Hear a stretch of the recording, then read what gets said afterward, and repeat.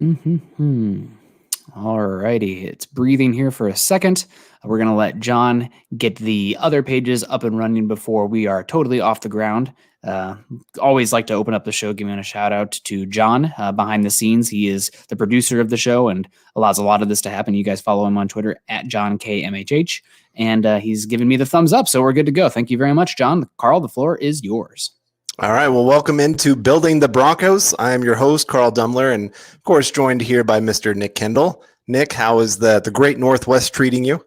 Hey, it's pretty crazy right now. They got like crazy amount of snow in the Cascades and they had to shut down like all of the passes, and there've been like record number of avalanches and the whole area is like black avalanche danger. So it's melted here, which is great, but I'm a little bit worried that my hiking season in the Cascades is going to get pushed back to, instead of like June, it'll be like July or something. So we'll see. It's not so much that the snow will still be an issue. It's just snow melt, and crossing streams and whatnot can be quite dangerous. So we'll see. But other than that, I'm doing well, and I'm excited to talk the defense for the Broncos. I know that the chat typically kind of dictates our conversation.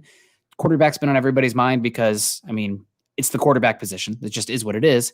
But today, talking a little bit of defense. Obviously, we'll probably get to some quarterback stuff when the chat asks, but I'm excited to talk defense. It's something that I feel like we haven't had a really good defensive discussion in a bit, so I'm excited to get there. Yeah, you're right. No, it's been a hot minute since we've done some of that, and it's a unit that I think overachieved at times this year compared to the talent, but yeah, there is still a point where talent trumps some things that are going on the field. So very excited to look at the group and see where the Broncos can improve.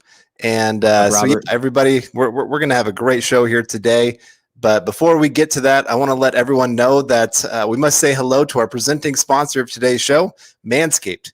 Listen up, fellas. 2020 sucked, but it's 2021 now, which means it's time to embrace the new year, new me mindset. And the best way to start cultivating that is with Manscaped. Manscaped is the best in men's below-the-waist grooming, offering precision-engineered tools for your family jewels and helping 2 million men around the world keep their male grooming on point. If you let yourself go in 2020 while in quarantine, Manscaped is here for you to reboot and stay clean and shaved in 2021. Yeah, absolutely. They have a lot of great products. It's obviously not just the trimmer. One of my favorite things that they have, obviously I talk about the crop mops every single week, and Chad said, you don't need to talk about this one, but I really like it. It's just their travel case. It's really simple and easy. It's sleek and it's lightweight, which I'm all about. And also it is magnetic. And I don't know about you, Carl. I feel like my wife just likes to tease me and hide all the nail clippers and everything. So I have this one good to go. It's mine. I'm not questioning where it is. I'm not picking at hangnails because I don't know where my clippers are. This one is great. I mean, it's sleek. It looks good, lightweight, and I mean, it's got 4 different tools in it. So yeah, it's a great one. So I mean, obviously the crop mop, the cologne, it's all good. They got great products. I mean, they got the anti-chafing boxer briefs as well, which again, if you guys are out there in the backcountry like I am, fishing, hiking, etc., chafing can be an issue. Gold Bond's your friend, but the anti-chafing boxer briefs can even be a better friend. Well, there you go. And also make sure that you know that you can get 20% off and free shipping with the code HUDDLE at manscaped.com. Your family jewels will thank you. Yeah, guys, that's right. Get 20% off and free shipping with the code HUDDLE at manscaped.com. That's 20% off with free shipping at manscaped.com and use code HUDDLE. Happy St. Patrick's Day. Hopefully Valentine's Day was good to you guys, and make sure you check out Manscaped. Your boys will thank you. All right. And also make sure that you are following us on Twitter. You can find me at Carl Dumler MHH, Nick at Nick Kendell MHH, and John at John K MHH. And also make sure that you're following the Building the Broncos Twitter account at BTB Football Pod. And make sure that you're also heading over to milehighhuddle.com, where you are going to find tons of off-season content. I mean, every single day, new articles, new things coming out. I mean, this is honestly sometimes the busiest time on our website because there's a lot of us that we kind of like this time. Yeah, so yeah, it can be. So very excited about all that. So make sure you're heading on over there and on for our show here today. Make sure you subscribe, like, and share. Click that little thumbs up if you can. We really do appreciate it. Just really helps to get this show out there to everyone.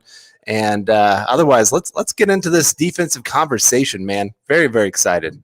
I'm excited too. Also, it's been a little bit since hashtag Nick's Beer Fund, but I'm feeling a certain kind of way today. So we're back at it. Yeah. And oh my gosh, 1 second. This is, It's still stout season, baby. It's still stout season. What's up, guys? Let's get a hello to the chat. Oh, he's got his own little picture there. CX condition, something like that. What's up, guys? How you doing? Thank you for joining us. That's great. I also saw Tim Wen's in the house. Tim, I can't wait to get that hat from you. He bet that Sam Darnold would still be the quarterback of the Jets to start next year. I said, no way in hell they're going to kick that second overall pick. I mean, they might get Watson, who knows? But you get a chance to reset the quarterback contract, right? And Darnold's been bad. You're as big of a Darnold fan as I know anybody. They got to reset. So we also got Big Kid Rock. Yo, I'm finally in the live chat. Awesome. Big Kid Rook. Excuse me. Big Kid Rook. Thank you very much for joining us. Hopefully we'll see you multiple times going forward. Victor Rios got the cute kid in the background. Thank you, Victor. We always like it when you guys show off your young ones. And Diana Dreth, hi Broncos fan in Perth, Western Australia. Perth. I think that's pretty hot. That's like one of the hottest parts in Australia, if I recall. I think maybe it's closer to the equator. What time is it there? Oh, man. It's always Broncos time, right? Okay. That's right. Jason Redden, speaking about cute kids, Jay Roper, hair game strong, curly hair game. I'm about that. I actually got a little trim up recently, not to brag, no, I'm fully vaccinated, but, no, I'm just kidding. I know a lot of people are waiting for it out there. I'm working on it. We're all working on it, but let's get to the topic at hand. Actually, first, John, would you get that super sticker ready before we move too much farther? Because we want to get to everybody in the chat here, but if you're going to give us some love, we're going to give you some love as well. You have to. So, and John's working on that right I did want to say, Tim, what was the bet that I'd do the monkey tail? I'm trying to remember. I can't. Yeah. Okay. We'll get to Stu Meats here. Super chat, super sticker. We got a little kitty saying ha ha ha. Really appreciate that, Stu. And I'm excited to have some fun here. We always have fun on this show, and it's always fun to mix in Broncos football along the way. So really appreciate that. And I can't remember what we agreed on for the monkey tail.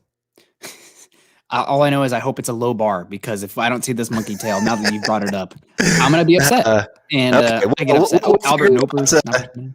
If the chat remembers, otherwise we'll come up with a new one.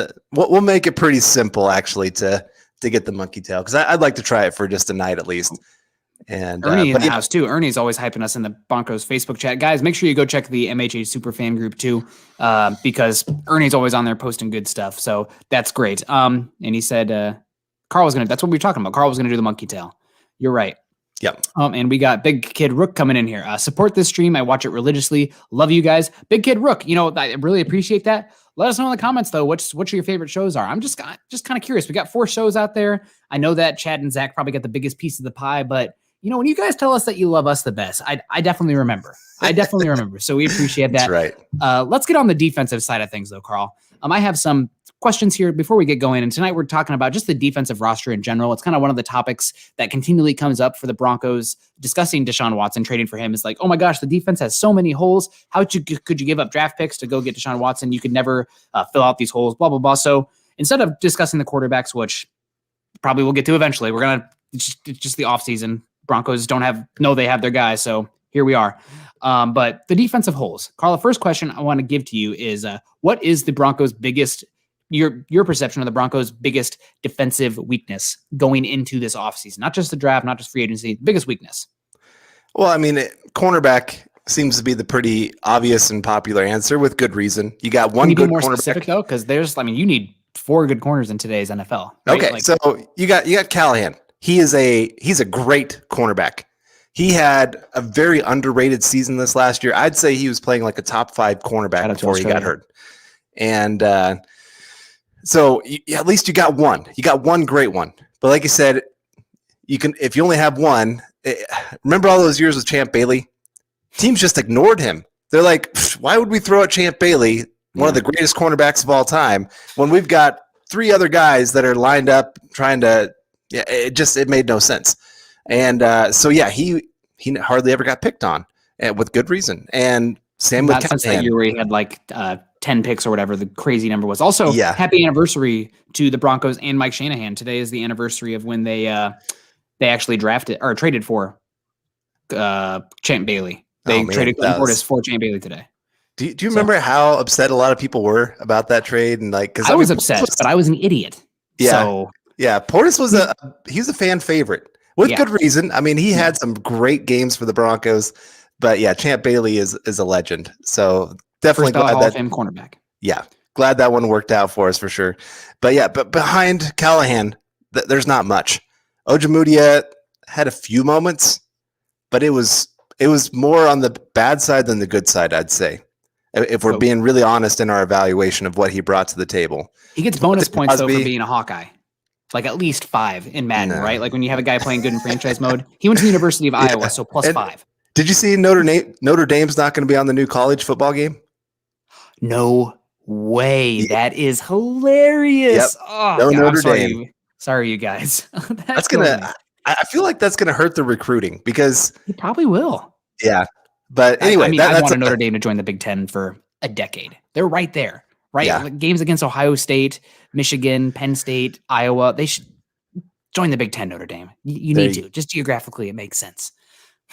So anyway, behind Ojemudia, Bosby, I think he got hyped up a little too much at times. He had some, and I was part of that because I loved Bosby. I thought he was going to be a great fit for the Broncos and what Fangio likes to do, but he's just so hit and miss. Yeah, he's too big of a risk taker, and for a Fangio defense, it is about discipline, especially when you're getting down to your like 4th, 5th, 6th cornerback. You can't take those risks. It's a lot of, hey, let them drive the field. We're going to stop them in the red zone. Yeah. That's what the defense was this last year. And Bosby did not help that cause.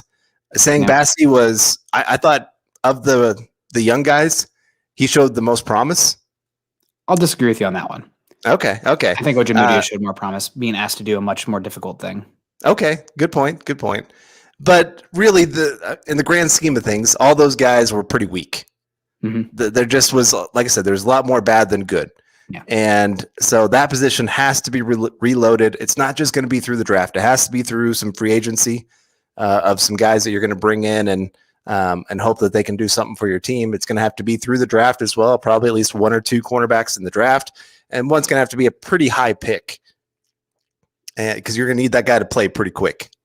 I don't disagree with you at all, other than I think Ojemudia brings more to the floor of this room than you're giving credit. I mean, I would be fine next year going with if Ojemudia is your first guy off the bench and you're kicking Callahan into the slot and you have somebody else as the other boundary corner opposite Ojemudia, you can do far worse. I mean, obviously it's not the no-fly zone, but also you're getting great return on the dollar because late 3rd round pick. So you're going to have those guys turn around and give you something back.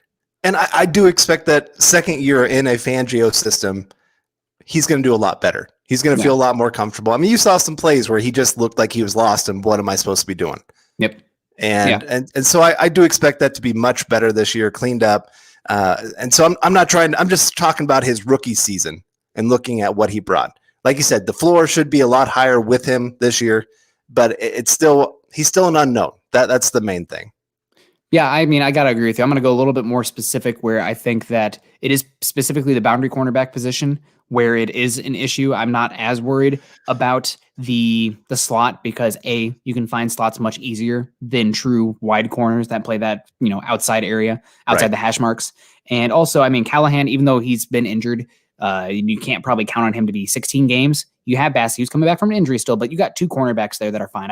Outside of Ojemudia currently on the roster, I don't trust any of the boundary cornerbacks. They not only need to bring in a guy early in the draft, like you said, top 100 pick for sure, but they also need to spend some money there in free agency. And I know that historically, people will say, well, Vic Fangio hasn't really valued the cornerback position, but how often has Vic Fangio actually been the guy that's been able to make those specific decisions, right? Like you're probably giving him too much power if you're saying him as a defensive coordinator did not go after an early cornerback, right? That's just kind of not, he has some say, but he's not getting the say over the general manager or personnel guys or the head coach. Right. And then also his best defenses historically, and not just him, but like his scheme have had all-pro cornerbacks.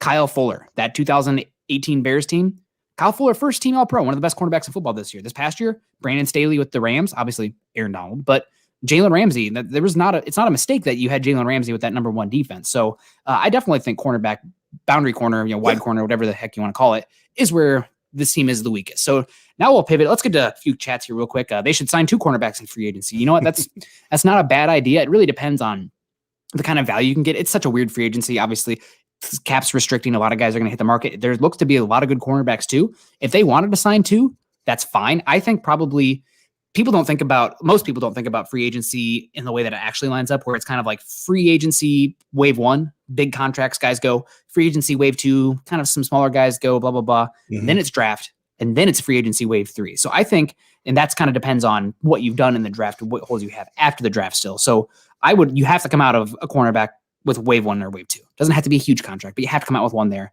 And then wave the second free agency corner totally depends on what happened in the draft and if you want to go in that wave 3 area. Well, and the nice thing for the Broncos this year is those low-end wave 1 guys are not going to cost as much as they would in years past because of the cap going down. You got a lot of teams who are going to be making tons of cuts. And so you can go to these players and say, hey, here's what we're offering. They say no, you go to the next guy on your list. Hey, here's what we're offering.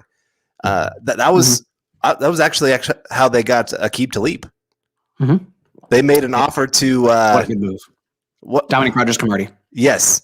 And he said, no, I think I can get more. And they said, oh, hey, Talib, we're going to make that same offer to you. And then serendipity, baby. Came back and said, you know what? I think I will take that. And they said, sorry, buddy. And then he couldn't get a deal from anybody. He got way overpaid by the Giants after that. I just remember DRC ducking Percy Harvin on the boundary in Super Bowl 2013. He's a talented guy, but man, it's soft. I mean, who am I to say that? I'm sitting here in a cushy job, not a cushy job, but on my rear end doing data stuff, and he's soft.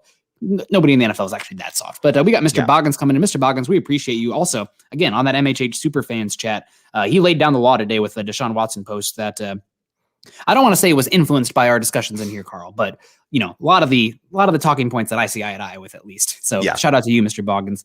Trade back and load up on day 2 where all the goods are. I mean, that's going to we'll have a podcast at some point talking about the merits of trading back versus trading up, getting more picks versus a higher end target given the circumstances of this offseason.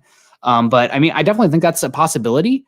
Personally, if you're trading back, though, I am much more interested in 2022 capital where things are more normal. Now, what is normal? Who knows what that looks like at that point? But it is a good point. And I think that if you are trading back, I would love another couple picks in the top 100. That's where the value really is, I believe.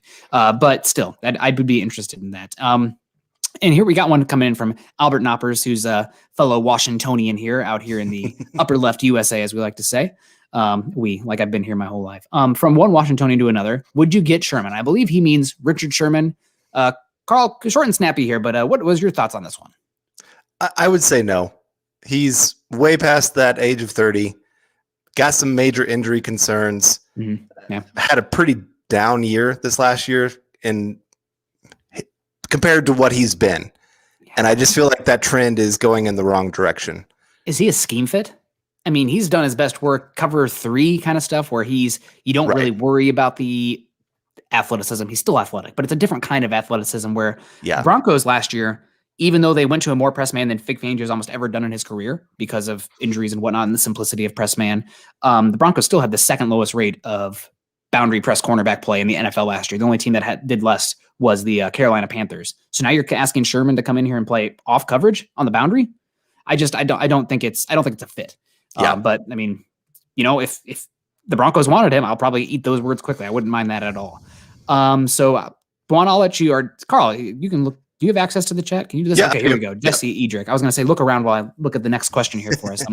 Hey guys, if Vic is not it, who is?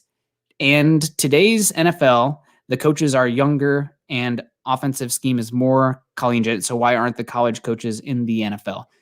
Thank you very much for the comment, Jesse. We appreciate it. This is a good question. I think the NFL has always been kind of an insider's league, right? And even though there are some college guys who make that jump up, typically you haven't seen great success. And also the NFL game is like such a different beast than college because recruiting cycle. I mean, being able to recruit, going into these 16, 17-year-old houses and selling them on your program and, playing that game, totally different type of leadership that you need than what the NFL players have. I mean, I just instantly go to right. He's a defensive mind still, but LSU, went to Miami.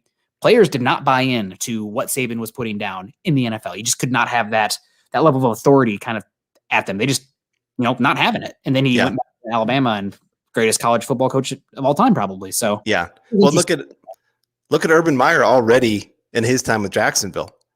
it has not been good. He's gotten some really bad PR. Yeah, that was a bad hire. Self-brought on. Yeah, yeah, that's on him.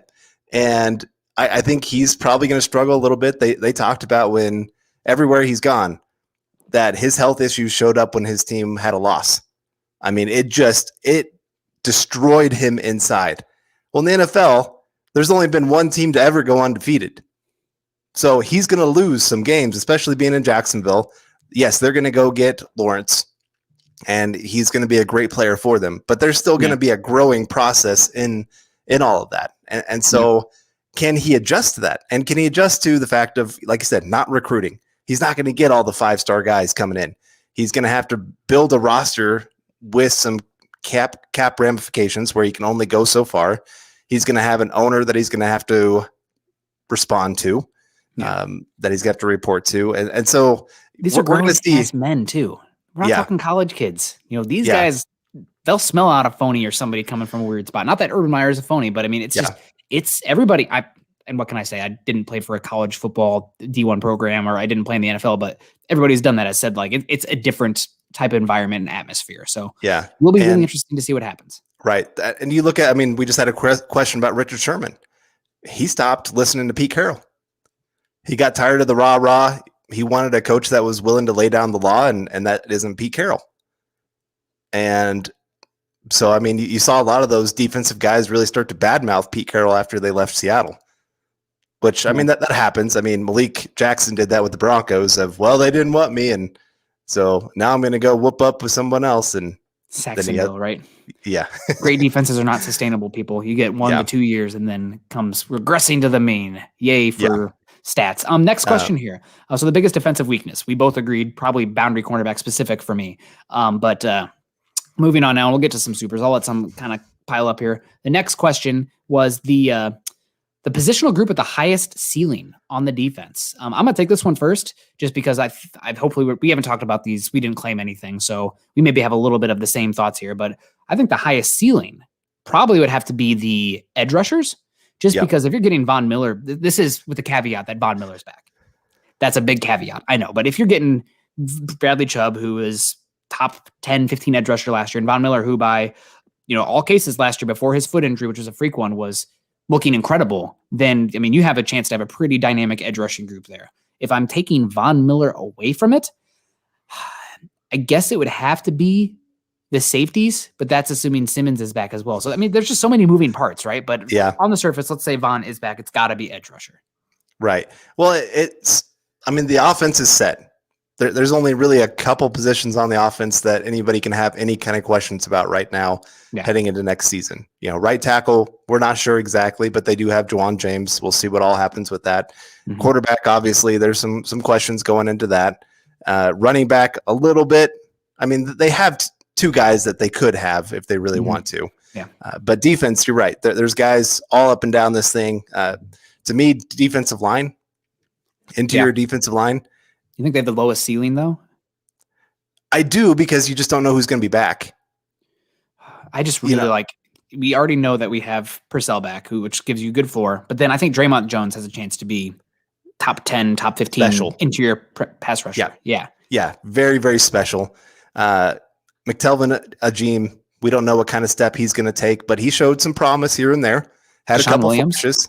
Deshaun Williams, another guy that really burst onto the scene. Yeah, that dude was good. Yeah, I was very impressed with him. And so kind of depending then what they do with Shelby Harris, what they do with Jarrell Casey, if I'm guessing it's only one or the other. Yeah. And I doubt it's going to be both being gone or both being back. Yeah. I think it's just going to be one or the other. I was a little disappointed in Casey because I loved that signing, or I loved that trade. Loved it. 7th round pick. Yeah. And I just thought, man, this is one of my favorite players in the NFL that has not been on the Broncos. And here he is coming to the Broncos. And then even when he was healthy there for those first couple games, it was just not anything that got me excited. He just was, he was a weak link in that group for a while. Yeah, so I don't know what was going on there. I don't know if it was that he was banged up more than he let on, but it was not pretty. So I'm hoping for Shelby Harris, a little bit youth, and obviously showed tremendous growth. Like, I know a lot of people wanted him signed to a long-term contract last year. I didn't like him last year. I thought he was overrated because of all the knockdowns and people going, oh, look at this guy. He disrupts the passing game. This year, he was actually a disruptor in the pass game. And he was at least average as a run defender. Mm-hmm. That was another part that he was below average a couple years ago. So I really do. I hope that he is back. My biggest holdup with paying Shelby Harris big money is with the restricted cap, everything going on. I think he's 31 years old this year. I mean, typically interior defensive linemen, you will see them last longer than, say, cornerback, wide receiver, those positions that are really dependent on quick twitch. But still, I mean, that's 30 years old for a non-quarterback, non-specialist position. It's worth pondering. Speaking of pondering, it looks like Base Gase is thinking about something there with his Abby. Always great. That always kills me. How does Farley compare to Okudah and CJ Henderson? Farley at 9 feels a little rich for me. I'll take this one just real quick. I think Farley is a better athlete than Okudah. I think we somewhat overrated Okudah's quick twitch. I think Okudah in like a cover 3 or a much more press heavy scheme would be better, but I don't think he has the click and close of a Farley. I think CJ Henderson actually does compare well to Farley, but I think Farley has better ball skills and he looks like he has better length to me. And I mean, in hindsight, I should have been higher on CJ Henderson than I was. I know he had tackling issues. I don't think the tackling issues for CJ Henderson than Farley are a little different because I don't see want to issues with Farley. I see technical issues with Farley in his run stopping. To CJ Henderson, it was like he'd make business decisions far too often. It's like that kind of thing. So I don't really see that with Farley. I just see a little bit more of he's thinking about it. He's like, okay, I need to square up and do this. And by that time, he's like, he's overthinking it rather than reacting. And I think he can get better there. I mean, he came to Virginia Tech, played quarterback in high school, probably a heck of an athlete in that offense, right? And then came in as a wide receiver, then moved to cornerback. So, I mean, maybe 9 is rich, but that's what you're getting for the top defensive class this year. It's just this isn't a very top-heavy defensive class. It's wide receiver, tight end, and quarterback. Enjoy. There's not the known guys like years past. I mean, everybody knew Chase Young, probably going to be a big-time star in the NFL. There's not a Chase Young in this draft. Now, Farley has a chance to be something special at the cornerback position because of that size, that athleticism. He could be something really, really special. He's a great fit for Fangio too, in my opinion. I know the tackling thing is a concern, but I don't think it's not a want to issue. And he's one of the few guys that actually, when you were looking at step for step, a guy that could keep up with Tyreek Hill or Ruggs, he can actually do it. I mean, we're talking elite Olympic speed in this guy. So he has that huge ceiling, but it is a lot of the top guys have lots and lots of risk attached to that. Yeah, you're definitely right. And we got Clifton Harris coming in here. Clifton, thank you very much for the comment. Carlos Basham, defensive end from Wake Forest folks, would be a steal at pick 71. You know what? I don't hate that. Broncos are in the market for an edge rusher. I don't know if it's exactly the type of edge they're looking for. Edge, I think we need to kind of have a Vic Fangio 101 defense coming at some point. Maybe we should get Coach Alexander on here because he does some great stuff with match quarters and whatnot. But safety, I saw somebody earlier saying the Broncos need to bring in a free safety and a strong safety. You're using the wrong vernacular. There it is. Javier, oh my gosh, he's in front of the astronomical tower in Prague. Everybody, if you get a chance in life, go to Prague, one of the coolest cities in the world. That's phenomenal. The guy who built that clock killed himself and they couldn't fix it for 100 years because it was so intricate and he was so ahead of his time. Anyway, crazy stuff. Really cool. Javier coming in. He's listed strong safety and free safety. I get why people do that. I don't think it's incorrect to label Justin Simmons or Kareem Jackson as one the free safety and one the strong safety. Those safeties are asked to do the same thing for the most part. They're split field safeties. You have 2 safeties on the field, not a free safety and a strong safety. It's not what's the best example? How different Earl Thomas and Cam Chancellor were as safeties. That's not the scheme. You're not asking for that center field guy. You have split field coverage with 2 safeties, sometimes 2 cornerbacks. I mean, again, we should get Cody Alexander because he could explain it much better than I could. But that's a wrong way to talk about it. I think, though, edge rusher is one where it's a little different. The 2 edges typically for Fangio have been different. You've had more of a power rusher and then more of a guy who is a hybrid who can drop back into coverage and also offer some speed stuff. So Basham, I think, is a good player. Maybe overlaps Chubb more than you'd want. But at 71, I mean, at that point, you're talking about just getting value. Yep. No, I'm with you there. And you're right about the scheme. That's part of why Fangio's scheme is one it's taken over the NFL right now because it's one of the best ways to confuse what their safeties are doing. They don't know what the secondary is doing. He has this kind of zone man coverage that he likes to play with his cornerbacks, where they would drop back looking like they're going into zone, and then boom, they jump into man coverage when a guy comes into their zone. Like I said, with the safeties, you don't know which one's coming down. You don't know which one's dropping back. You don't know if they're going to be playing man coverage. So there's just so much intricacy to it, which is why I do think, like I said, Ojemudia could have a really big second year because it is complicated. It takes a little bit of time to really get it down and do well. I think that's one of the reasons they went to more press man down the stretch too, is because you are so thin at cornerback, and it's such a chemistry based thing in that back end. I mean, we saw it with the 2 years ago is the Chiefs game where I think it was Chris Harris Jr. and Justin Simmons just miscommunicated, and Tyreek Hill blew past them, and they just didn't read the thing. They didn't read the play the same, and poof, there the guy goes. I think Stephon Diggs also did that in the Vikings game 2 years ago. They have to be able to understand and see and read the same thing. If not, you can leave yourself vulnerable on the back end. Right. Interesting. Here we got, what if we trade back and take Christian Barmore? Christian Barmore is interesting, but I feel like he's being a little bit artificially inflated because if you don't get Barmore, it's kind of a yikes position at the interior defensive line. And I saw John earlier posted in here. What about Davion Nixon? Love Davion Nixon. Good Hawkeye. I think he's a one-gapping 3-tech. I don't know if he offers the technical versatility. I'm talking these spots that defensive linemen line up, not technical as in like, their technique, but rather 1 technique, 3 technique, 4 tech, blah, blah, blah, blah, blah. I think he's really more of a 3 technique in a 1-gap scheme. So that's me.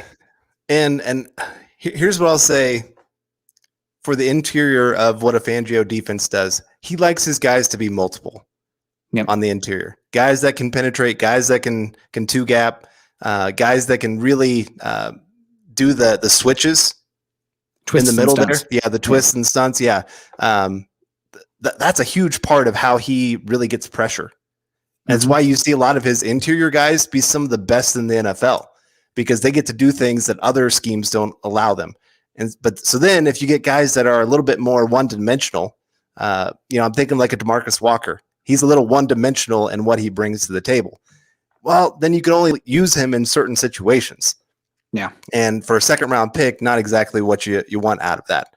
It's kind of why I think they loved McTelvin Agim because, he played nose tackle, he played defensive end, he played 3-tech, 5-tech. I think I even saw him sometimes at 7-tech.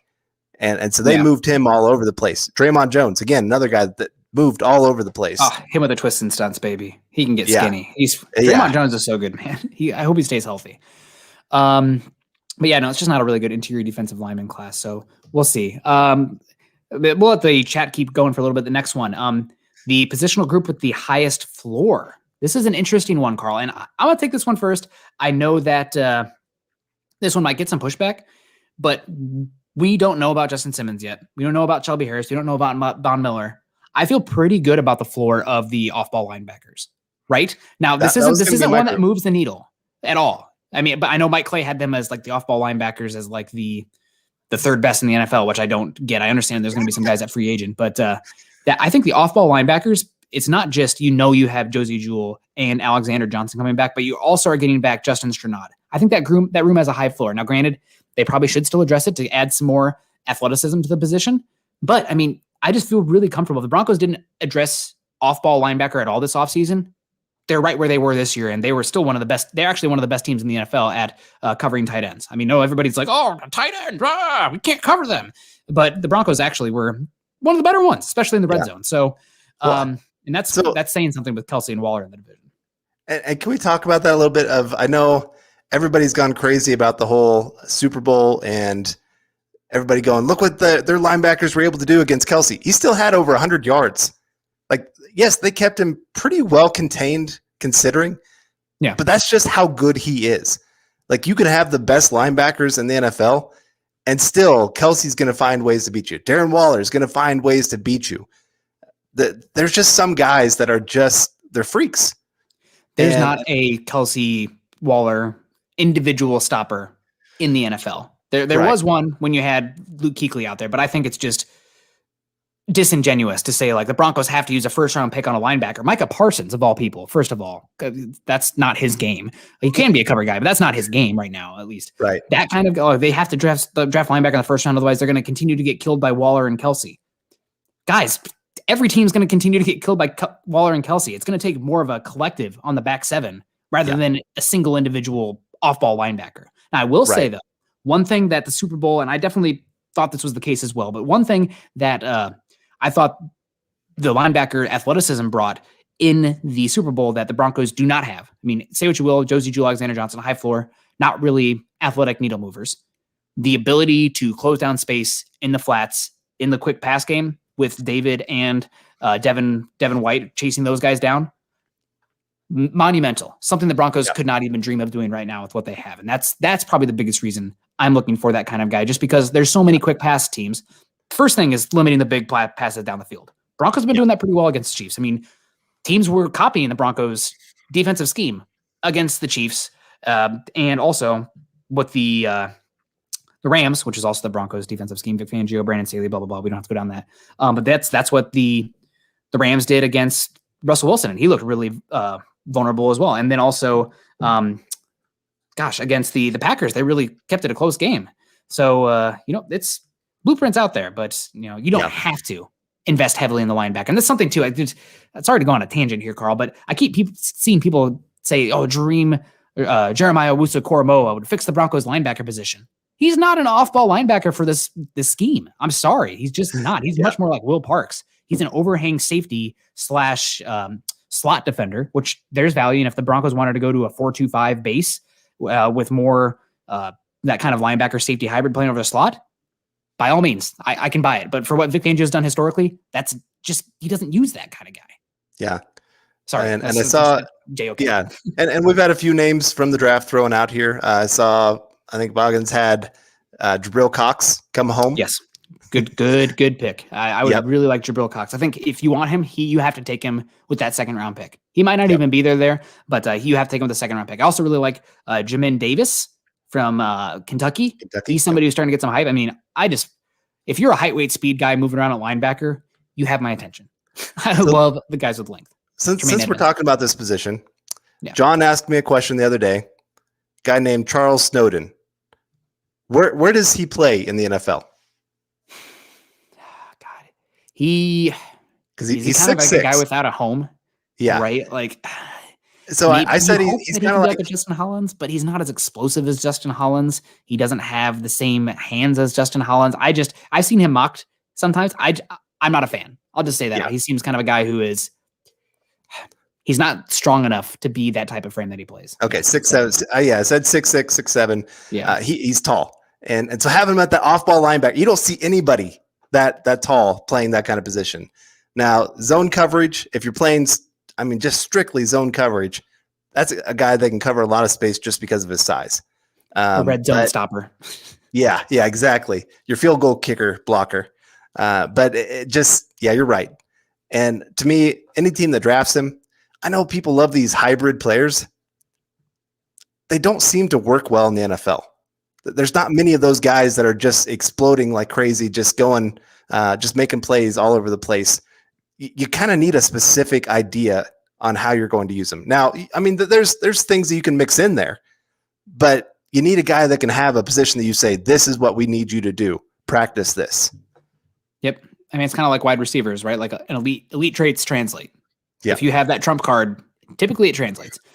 So I definitely agree with you. And I think there's an argument to be had for Kwity Paye, right? They just asked him to do way too much, like 3 technique, 5 technique, wide 9, 7, blah, blah, blah. Like, just let the dude be explosive off the edge and get after it. Like he's thinking too much. So will be interesting. Not everybody can be Calais Campbell. Not everybody can be Tyrann Mathieu, et cetera, et cetera.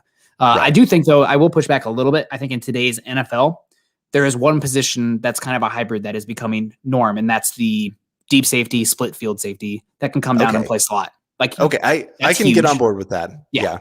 That's one. That's the one. And that's where you value safeties these days. Like the Seahawks trading 2 firsts for a box safety. I don't care where Jamal Adams, went in the draft. That's dumb. That's bad value. That's this kind of stuff that drives me nuts. 2 more years. Yeah. How long? Let me see. Maybe another 30 days until the Broncos trade him in a package for Deshaun Watson? No, I'm just kidding. I'm sorry. I promised I wouldn't do that, guys. I promised I wouldn't do that. So question. Okay. Along that lines, I know we didn't really want to get too much into the Watson conversation, but they say we either want Chubb or Jones. Which one you sending? I'm giving Jones. I mean, Chubb is the straw that stirs the drink for the defensive line. He was doubled pretty consistently last year, and he had a high win rate doing that. Also, I think he's younger than Jones as well. And while Chubb has had that serious injury, I feel like every year Jones has had like some sort of nagging injury. And while it's harder to find an interior pass rusher, it's not as make or break as having a dude at edge. And make no mistake, Bradley Chubb's not Von Miller. He's a dude at the edge. He's a top 15 edge rusher right now. And especially considering I know that like everybody's like, oh, Malik Reed had more sacks. I don't want to be that guy, but like watch the tape. Like Malik Reed, good year, no doubt at all. But he's winning one-on-ones. He's doing stuff where the quarterback's getting pushed off their spot because Bradley Chubb's pushed him off his spot. You know, Bradley Chubb, I'll come back to it. I think it's an overused phrase, but it's perfect. He's the straw that stirs the drink up front. Right. Well, and you saw his rookie year. He was then the beneficiary of Von Miller being on the other side. You got to see a lot of his sacks that kind of came where Von pushed a quarterback his direction. This year, you got to see him do that for Malik Reed. Yeah. And so, that's why raw stats just do not point. They just don't paint the entire picture. They're a tool, but they're not the entire. Pressure rate's way more indicative year to year of what a guy is. And I love having Malik Reed. I mean, like you said, he had a season that surprised some people. And I'm hoping that they can figure out a way to kind of keep him around for a little bit longer. But this year I'm hoping that he is third edge guy that's coming in as that substitute. I think he can be that really, really explosive player in that kind of moment. Yeah, I definitely agree with you. I would be a big fan of his as well. John, I'll let you, and Carl, I'll let you troll the comment section for a second to see if we got anything posting up. But so we said you agreed with me the highest floor was the linebacking room. I thought I was being really saying that. No, I really don't, because I think I really do think Josie Jewell is the player that surprised me the most this last year. I thought he actually played better than Alexander Johnson. I mean, he's the signal caller, the defense, right? He's getting the guys lined up. And I thought he did a great job of being in position, doing the right thing. Just, you didn't see him make a lot of mistakes. There's a couple run plays where he got himself out of position, got caught going a little bit too far, and then they cut it back, and he left an opening. But beyond that, he really was just a very, very solid player for them, very, very smart. And then Alexander Johnson, he got better as the season went on. Beginning of the year, it was not good. Yeah, not as bad as like the Broncos trying to play Corey Nelson to start off 2019. But it was still, he was out of position on a very regular basis. Gave up a lot of big plays. That was a big thing we said, though, leading up to that. It's like the Broncos got rid of Todd Davis. Well, there goes the guy telling Alexander Johnson, line up right here. This is your gap. Like, you lost your signal caller. It's going to be a little bit of time to figure it out. Yeah, and that's what we saw. Right. And once he did, it was good. And like I said, now getting back Justin Strnad, everything that we were hearing was that he was looking great in practice, that they were really impressed with what he was going to do, and that he was going to have a big role in the defense this past season. And so I still think they're going to probably have really good high hopes for him. And I still think they're probably going to add to the position too through the draft at some point, because this is a great off-ball linebacker class. Probably the best that I've seen in the last. Yeah, it's deep. Maybe not quite the top end guys like the Devin Whites. Well, Micah Parsons, it's hard to tell which direction that's going to go. I don't know if he's even a dude. I see a couple real quick to interject here. I want Falele. I can't ever pronounce his name. He's from Australia, 6'9", 400-pound tackle from Australia. Speaking out to Australia listeners there, he seems like a great pick for us in the second or third round. I'm like 99% sure he did not declare for the draft. So as you were, guys, I don't think he's in the draft. I think he returned. So there we go. We got Rod TV coming here. Rod, good to see you.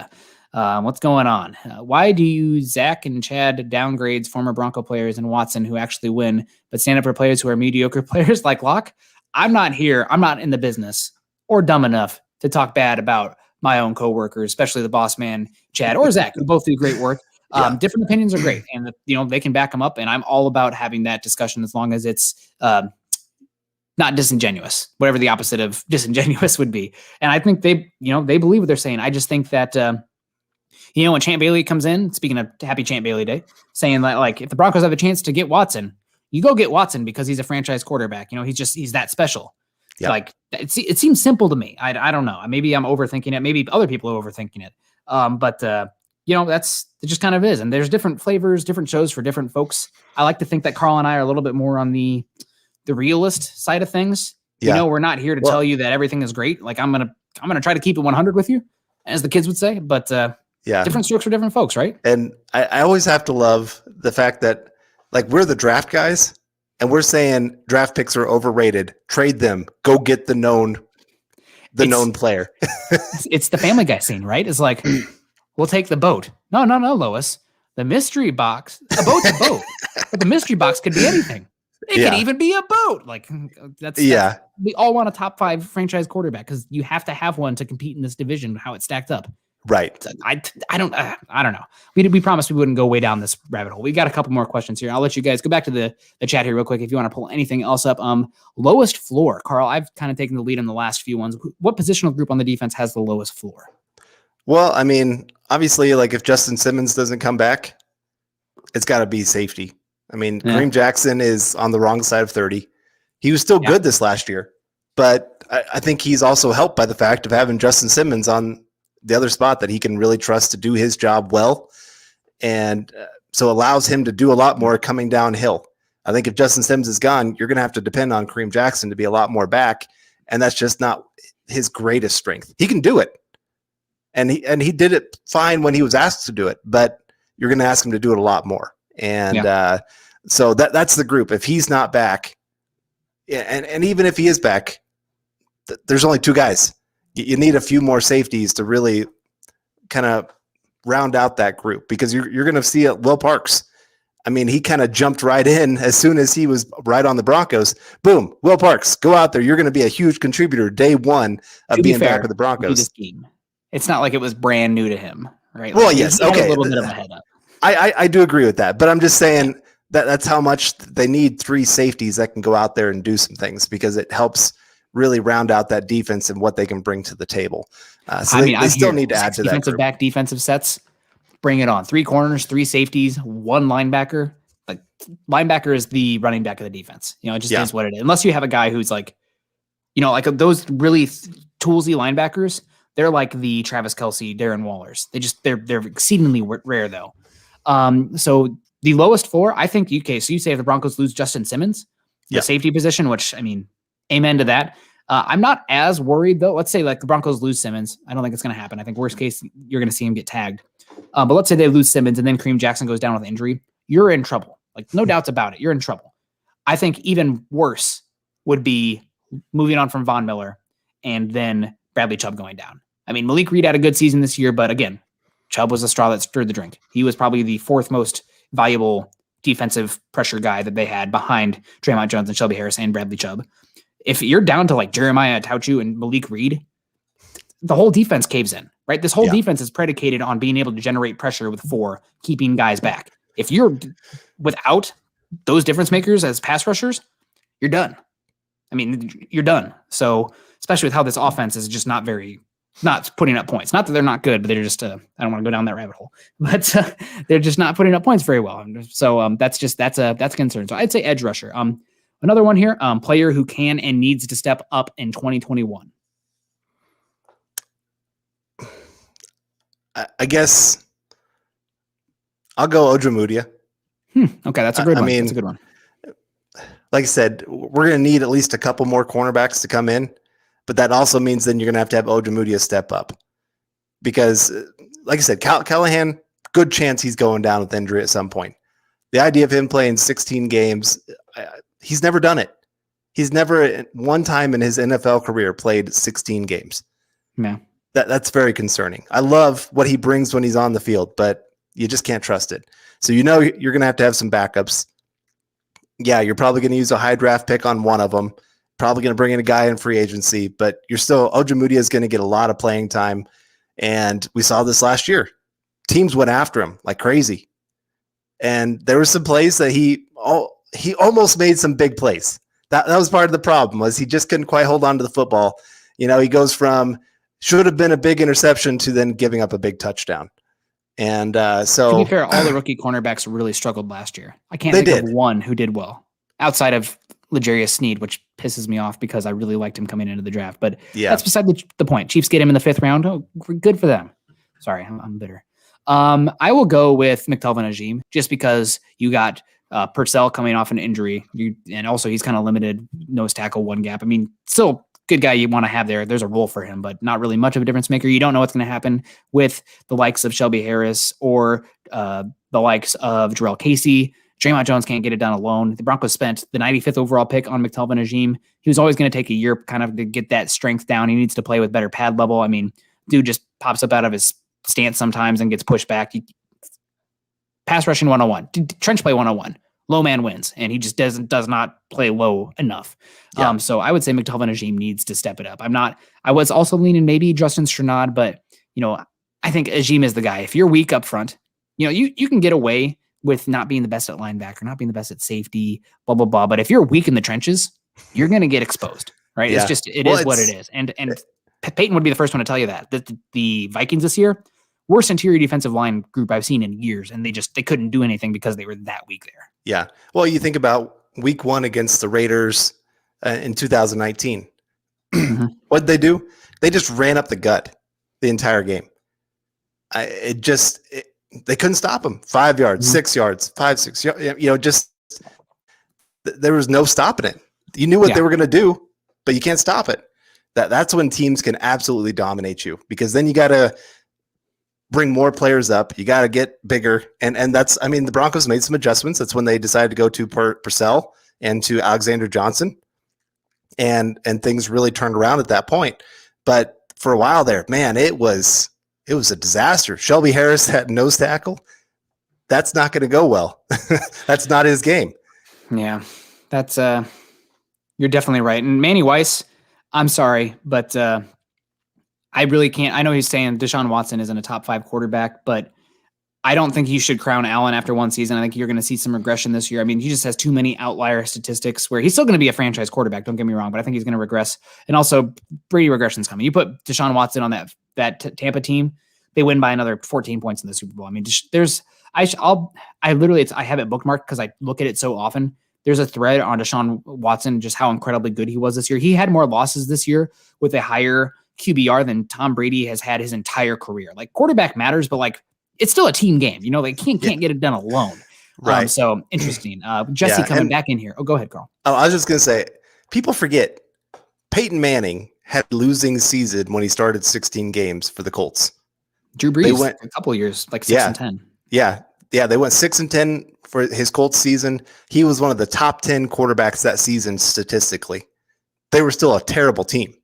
Yeah. And so there are outliers out there of times where a quarterback plays great and the team is just, they suck. It is. It's an outlier because usually you see those two things work out well. Yeah. And you kind of, I think people forget what he was doing the 2 years before that.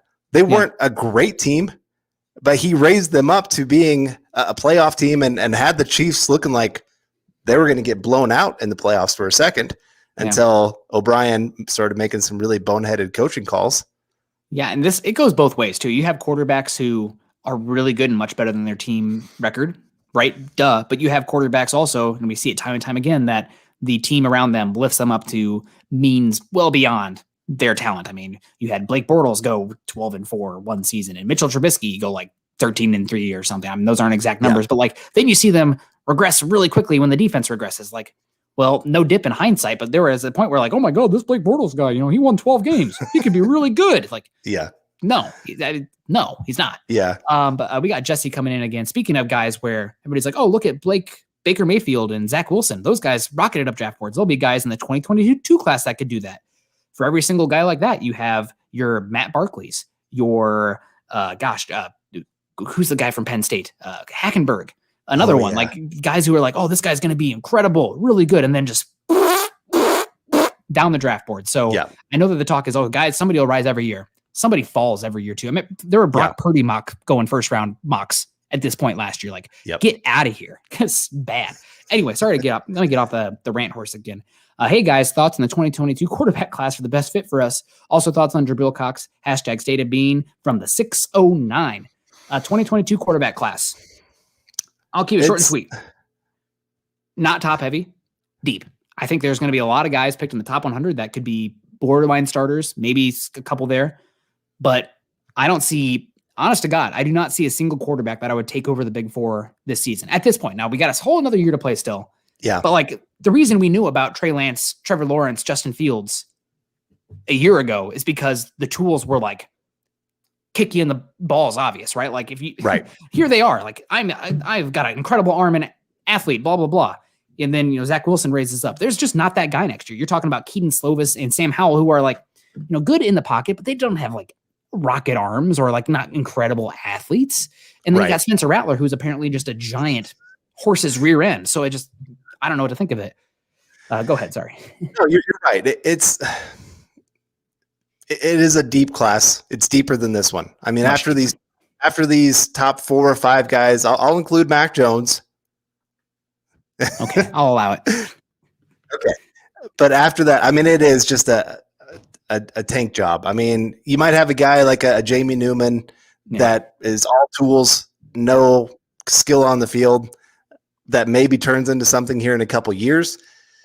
But beyond that, it's just once you get past the top 4 or 5 guys, you might as well just kind of stay away from quarterback. Maybe, like I said, maybe later in the draft, 5th round, you take a chance on a guy with some tools, but that there's not much. Where, the next year, there are going to be maybe 8 or 9 names that you could be talking about as borderline first round kind of guys.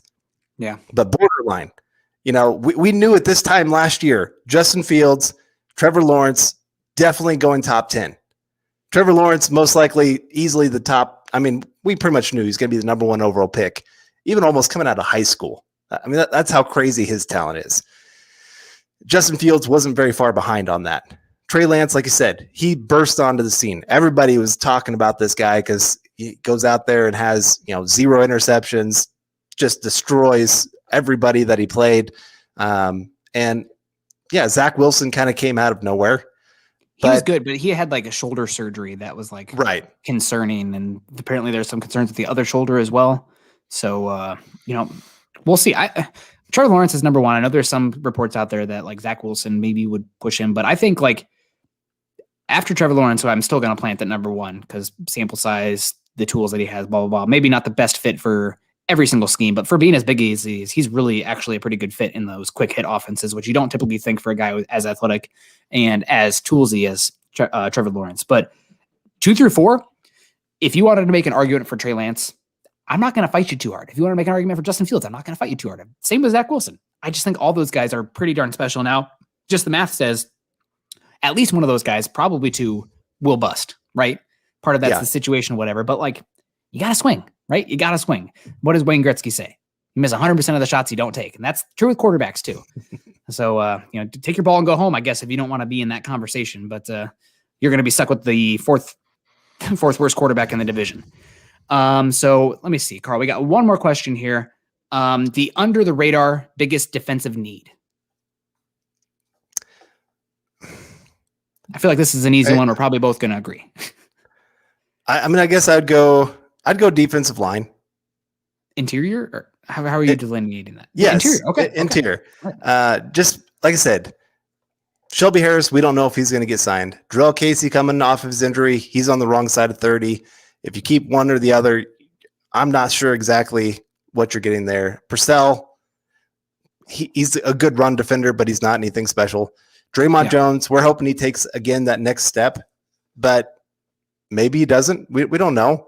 And if teams kind of figure out he's the only guy, it gets a little easier when you can double team him. Mm-hmm. Ajeem, we hope that he takes that next step. We're not sure if he's really another shout out. Yeah. I mean, he's a good player, but I still think that's a unit that could use another nice piece to add to it to really kind of round out that whole unit. And unfortunately, this is not the draft to do it. I think if you're going to fill that position, it's going to have to be through free agency. Mm-hmm. Now, because honestly, a lot of interior defensive linemen hit free agency. Mm-hmm. There's a lot of quality guys that end up making it.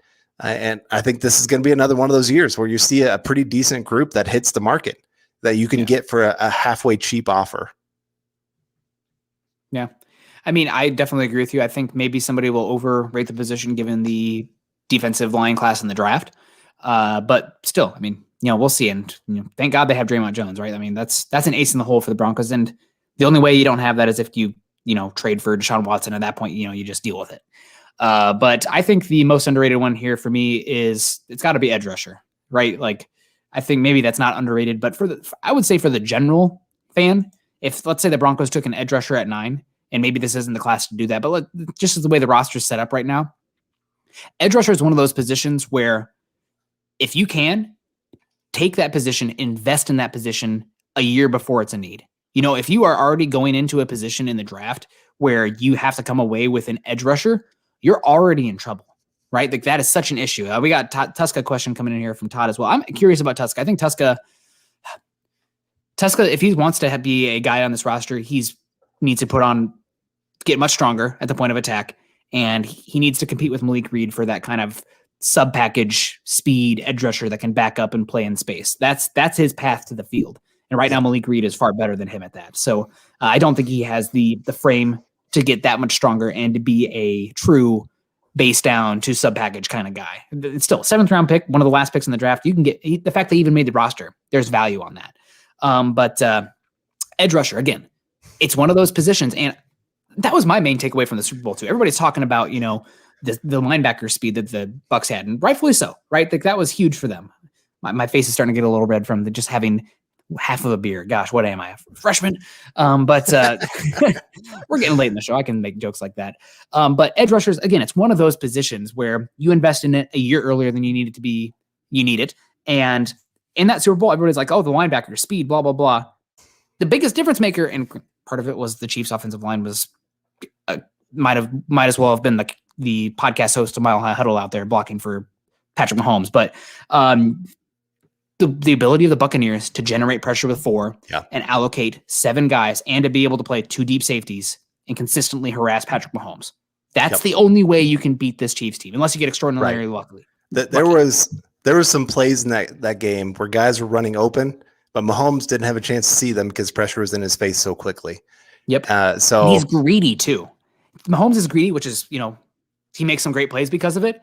But because of that, you have a chance to make him make some boneheaded plays where he's running back. I mean, at some point, he's going to have like a 25-yard sack, right? It's just going to happen. Yeah. And to be able to get pressure with 4, that's the most important thing. I know that there's been a big debate in the analytics world about coverage is more valuable than pass rush. And I'm very much an analytics guy. I just don't think that's true. I think that, especially when you're building a team, quality in the front 4, quantity in the back 7. You need to have depth in the back 7 because in the back 7 passing game, they dictate matchups. You dictate matchups with your pass rush. So I want quality in the front 4. And if that means the Broncos are spending a year earlier on edge than they should, so be it. I think that's there's enough value about that. Right. Well, and the nice thing, I mean, like I said, the Bucs got to dictate a lot of things that happened of how Mahomes could really attack them. And but the Chiefs, they never adjusted to it. They never said, hey, we're going to help our edge guys or our tackles that are really struggling big time. They really screwed up that way. Yeah. And Andy Reid has done this before. I know everybody's been really, really high on Andy Reid because they won a Super Bowl. And here they were back in another Super Bowl. And the year before that, they were in the AFC Championship game. And I really think, Andy Reid's a top 5 coach. Don't get me wrong. But he has some real major issues that show up sometimes that cost his team. Not making adjustments, believing that his game plan trumps everything else. And by the time they could make adjustments, it was too late. They hadn't dealt with adversity, right? Like this was the first time the Chiefs, it was like honestly, it was giving me PTSD to the Broncos in 2013, where that team had not just glided through everything. Everything was easy. They're just like, we're kind of just going through the motions of regular season, putting up great stats. They got punched in the mouth early in that Super Bowl and they didn't know what to do. Yeah. And then that was it. I mean, and also I think it's something that if you guys have been following us on the Building the Broncos for a while now, we used to do before the live stream days, we used to do what did we call it? It was like previewing the team. We'd do scheme, okay, what do you got to do scheme wise with the players to match up against this team? And every single year against the Chiefs, we're like, okay, 2 deep safeties, keep everything in front of you and make the Chiefs matriculate the ball down the field. Shout out to Hank Stram, the late and great Hank Stram there. I don't think Patrick Mahomes, he can do it at some point, but I'm not giving up explosive pass plays. And if that means that he's killing me by 10,000 paper cuts, God bless. Tip your cap. I don't think he's patient enough to do it. And he showed that in the Super Bowl. Even some of his big throws that everybody's like, oh my gosh, look at that. Like his one where he's falling to the side and throws it. Devin White should have picked that off. He went through his arms before it hit the running back in the forehead. Mm-hmm. So he takes a lot of risks. Yeah. And he does not stay patient. So you got to like take the checkdowns. And again, part of it, the linebacker speed they had, they could limit the big plays. We saw I think the Bills kind of tried to do that, but then you saw the big yak ability of the weapons the Chiefs had. Didn't get that against the Bucks, but I'm of the mind of, you cannot play that 2015 style defense, that cover one press scheme where you're dictating as much against the Chiefs, because all it takes is one kill shot and you're done. Yeah. So you need to play, even if it's conservative, you're letting the offense dictate. Okay. It's more of a staring contest, right? If they can march the ball down the field and score sevens, not threes, sevens by 10, 15 yard drives or 10, 15 play drives, tip of the cap. Good job. Do it again. Let's see you do it again. I think you're going to mess up.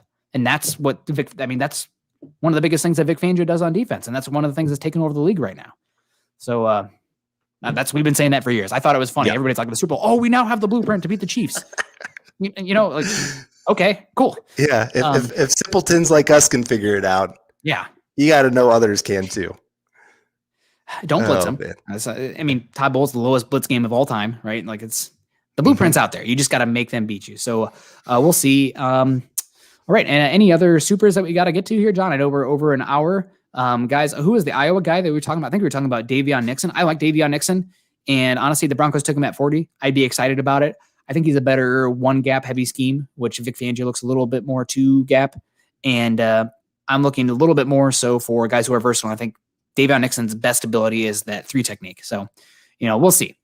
But anything, Carl, thing going on? I see Buwana over here. Buwana, what's going on? We got anything we need to touch on before we get out of here? Always give me the okay sign. All righty. Well, there we go. Carl, any thoughts of wisdom before I read the outro? No, just always fun. Like I said, always every Tuesday, always looking forward to this, and good way to end the day to get this time with you guys. Oh, also, I don't know how much power we have, but I saw that the Denver Broncos used the building the Broncos phrase with a segment with George Payton, kind of like talking about the behind the scenes stuff and the work he's doing. Ooh. Chad better have this on trademark, because I tell you what, we're coming for you, Denver. Copyright infringement. Like I can see it now. The headline: Denver Broncos can't pay Justin Simmons because local blog takes them all their money. Yeah. Well, I'd say we tell them we'll give you the name if you give us weekly interviews with George Payton. Oh my God. And you know what? We don't even have to make them public. Sorry, guys. I love the chat, but I'm keeping that for myself, baby. That's right. No, man. Oh man, you guys better get your money. I saw they said building the Broncos, and I was like, hold up. I came up with that. Chad, if this isn't trademarked, I swear to God, this was our chance. We can just slime in there with some money. But we appreciate Jabril Cox. Real quick, Carl, thoughts on Jabril Cox before we get on air, because Jesse asked it earlier in that super, and we appreciate you, Jesse, being active in the comments today. Also, Tim, thanks, guys. Great info. Tim, appreciate that one. Also, Diamond, I'll tell you this. We'll get to Jabril Cox real quick. And I know we're starting to get over. It's the off season, guys. I kind of feel also I'm halfway through my stout here, which is 12%, but it is what it is. Diamond has given me specifically, flip me some, excrement a few times, and I appreciate it. Come at me. If you can come at me intellectually honest, whatever, I'm about it. I'm here for a contrarian conversation, and I appreciate you for that, Diamond, because you are never disrespectful, but you definitely keep me on my toes. So I appreciate you. Thoughts on Jabril Cox? Okay. If you're looking for your coverage guy, this is your guy. He plays well in man, plays well in zone. Just he does well in space. He's shown that he can handle even playing sometimes against slot receivers. He did that a little bit in college. Just great range, and just has a great motor. That's something also that I really, really love.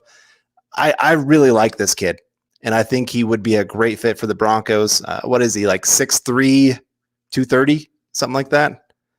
So something like that. North Dakota State transfer. Good size considering the athleticism that he shows on the field. And I think he is one of those really, really rare, great coverage guys that come out of college. Most of them really are not as a finished of a product in that area like you see with him. Yeah. So I love the kid. And if they get him in the second round, I'm saying that's my guy. I love it. I'll take it.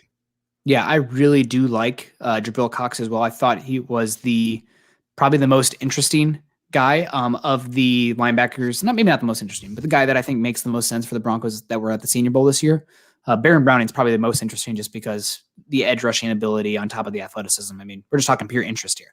But I think Cox is really good. I also think while you do see him, he does have the ability to go over and hang over the slot from time to time, which Fangio does ask his linebackers to do. He also asks them to scrape and run fill in the box, which again makes me just like really hesitant with Jeremiah Owusu-Koramoah, especially with reports that he played at 200 pounds this year. Like I can't imagine him playing the demands of the linebacker in the Fangio scheme.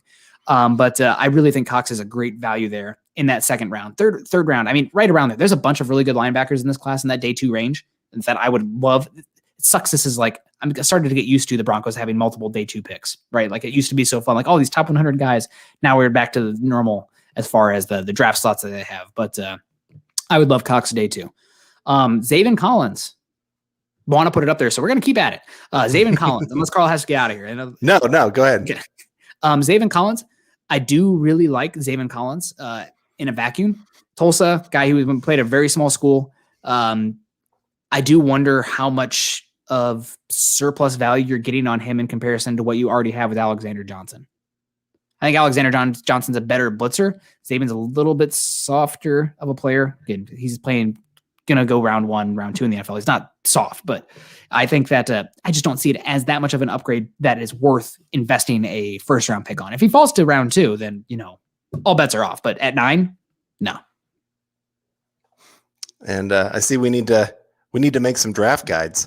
We do put out a lot of draft articles. So check out Eric Trickle's work. I know not everybody agrees with all his stuff, but that dude, he puts in the work, puts in the time, and he's also connected as well. So, there's a lot of people like that out there, but I can vouch for Eric. He's authentic and original with his takes. And there's real value to that because in this social media circle that we find ourselves in, especially on Twitter, Facebook, whatever, it's really easy to find yourself in an echo chamber. Right. So I value that a lot. Yeah. Well, I always think we had, what was it? A couple years ago, we got tired of every time we'd say a player we liked. Well, then all of a sudden, like everybody started talking about that player and being like, "Oh, I love this guy. I can't believe nobody's talking about him." We're like, "We've been talking about him." I can't remember what all players. I remember like Forrest Lamp was my big one, and then everybody started loving. Everybody's like, "I love Lamp," and all those memes. I'm like, I talked about that guy a long time ago. Always get, no matter whatever Hawkeye comes on the scene, I have dibs. But Tristan Wirfs being as good as he was, I'll pump smoke up your rear end saying like, "Oh, I always knew." Yeah. Like, holy crap, that guy is looking like a first ballot Hall of Famer right now. One season, we'll see. Right. And we got Kid Rock saying here, people plagiarizing Eric's reports. I mean, it's happened multiple times, folks. Not just once. It's multiple times. Yep. Almost every year we run into that problem. In the shop with Willie. I disagree with you about almost everything, Nick. I got you. Well, I appreciate that, Willie, but sounds like your takes need to be put in the shop as well. Ooh.